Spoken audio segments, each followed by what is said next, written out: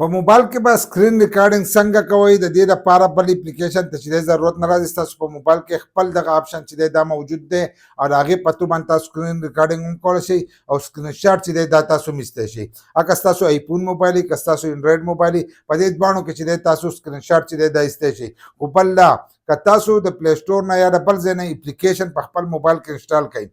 کړئ نو هغه تاسو له نقصان چې دی دا درکوي. نقصان د هغې چې دی قسمه قسم نقصانونه دي. اول نمبر د ټول نه غټ نقصان یې دا دی چې ته د بل ځای نه راولې او په خپل موبایل کې دلته دغه اپلیکیشن ور واچوې نو ستا په موبایل باندې خو یو لوډ راشي چې لوډ پرې راشي نو قسمه قسم مسلې چې دی هغه تا ته په موبایل کې راځي. که ستا په موبایل کې ځای نه موبایل به دې ګرمي کوي، بیټري چې دی دا به زر خوړلی کېږي، انټرنیټ چې دی دا به پکې سلوي، قسمه قسم مسلې چې دي هغه به د دغې د وجې نه چې دی هغه به تاسو ته راځي. بل لا که اپلیکیشن لوکلی او کمزور اپلیکیشن اکثر د سړي ډیټا چې دی دا هم پټوي. لکه ته په هغې کې کم ریکارډینګ کوي یا پکې اکاونټونه کولوي یا پکې پاسورډ چې دی دا ورکوي نو ستا هغه اکاونټونو ته چې دی خطره هم جوړېدی شي ځکه چې ستا هغه ویډیوګان هر سره چې دي په هغې سکرین ریکارډر کې چې په هغه سکرین ریکارډر کې هغه ایستی هم شي. اکثر په یا موږ ویډیو ریکارډ کوو یا په ویډیو کال ریکارډ کوو نو دغه مسلې چې دي دا تاسو ته هم د دغې نه چې دی دا جوړېدی شي. نو زه درته په موبایل کې خپل داسې آپشن دی چې د هغې په تور باندې تاسو سکرین ریکارډینګ چې دی دا تاسو کولی شئ. مایک کولاواله بندولی شئ دغه شانتې که سکرین شاټ وکاږئ نو سکرین شاټ چې دی دا تاسو میستی شئ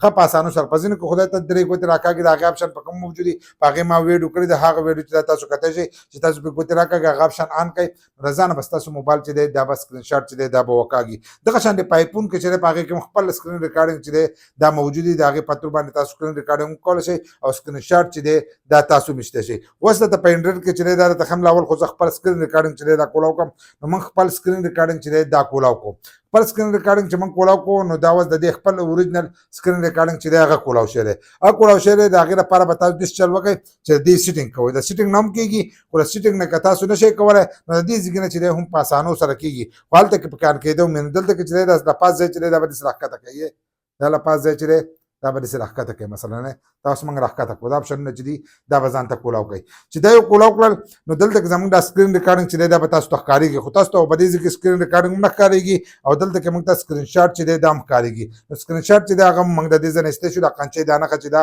او دا څلور ګوټیزې دایره ترې چاپېره ده نو دغه سکرین شاټ دی او دې خوا چې دی دا سکرین ریکارډینګ دی. خو له پاسه دی ګوټه به تاسو ته درې ټاکې چې دي دا به تاسو ته ښکارېږي. دا د موبایل د سافټویر سره ګوره دا هم بدلېږي. هر موبایل سافټویر جدا نو تاسو په حقیقت نه ښکاري خو تاسو به دغه آپشن چې دی ګوره دا له پاسه درې ټاکې چې دي دا به ځان سره ووایي چې دا یې ووالو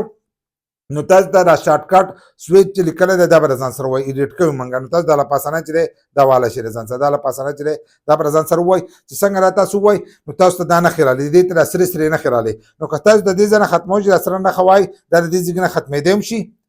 هم شي او نوي ورته راخېجوئ نو نوي ورته تاسو د دې ځای نه چې دی دا راخېجولی شي. نو په دې ځای کې به تاسو ته دا نوي آپشنونه چې دي دا پراته لکه اوس دلته کې زموږ باندې کې چې دی الټرا پاور لکه د بیټرۍ دا دغه چې دی دا پکې په پورته نشته داسې پکې دنیا شي آپشنونه دي چې هغه پکې په پورته نشته. د دې ځای نه د مایک دا خېجوئ مایک چې د دې ځای نه بند دي نو بیا هم ستاسو اواز چې دی دا نه ریکارډ کېږي چې دا کولاو شي نو ستاسو اواز چې دی دا په سکرین ریکارډینګ کې چې دی دا بند کېږي. نو د دې ځای نه ښه په اسانو سره تاسو سکرین ریکارډینګ چې دی دا به راخېجولی شي.